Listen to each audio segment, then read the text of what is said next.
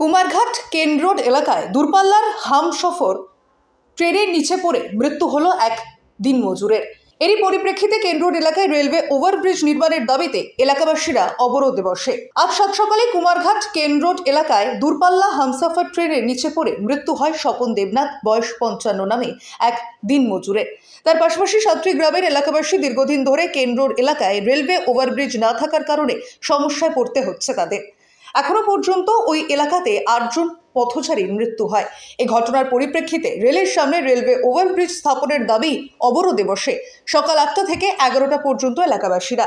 তারপর কুমারঘাট মহকুমা প্রশাসন এবং কুমারঘাট থানার ওসি আশ্বাসে অবরোধ মুক্ত হয়।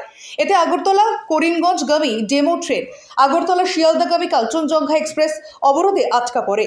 এলাকার এই সমাজসেবী মিহির পরম চৌধুরী, শিশির কুমার দেবনাথ, সুজিত দাস জানান, বিগত 2011 সাল থেকে রেলওয়ে ব্রিজের দাবি নিয়ে আন্দোলন করে যাচ্ছেন, কিন্তু তাদের আন্দোলনের ফল কিছুই হয়নি।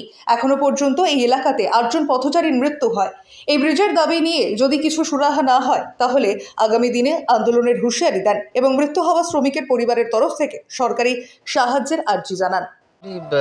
এখানে আজকে সকালে একটা রানওভার হয়েছিল, যেটা এখানকার লোকাল সবার যে আগের থেকে একটা ডিমান্ড ছিল একটা ওভারব্রিজ চাই বলে।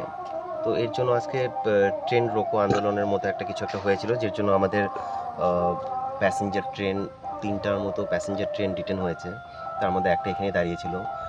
তো ওই ব্যাপারেই এখানকার লোকাল সবার সঙ্গে কথা বলার জন্য এই জায়গাটা এসেছিলাম। আচ্ছা স্যার, পরিদর্শন করে আপনারা কি পেলেন? পরিদর্শন করে যেটা কন্ডিশন এখন দেখা গেল যে এফওবি মানে আরওবি যেটা রোড ওভার ব্রিজটা একটু কষ্টকর, এই অ্যালাইনেশন মেলানো বা যে আমার জনসংখ্যা আছে ওই হিসাবেই করে, তাও আমরা অ্যাডমিনিস্ট্রেশনকে বলবো। আচ্ছা, আমার তরফ থেকে আমি রিপোর্ট পাঠাবো।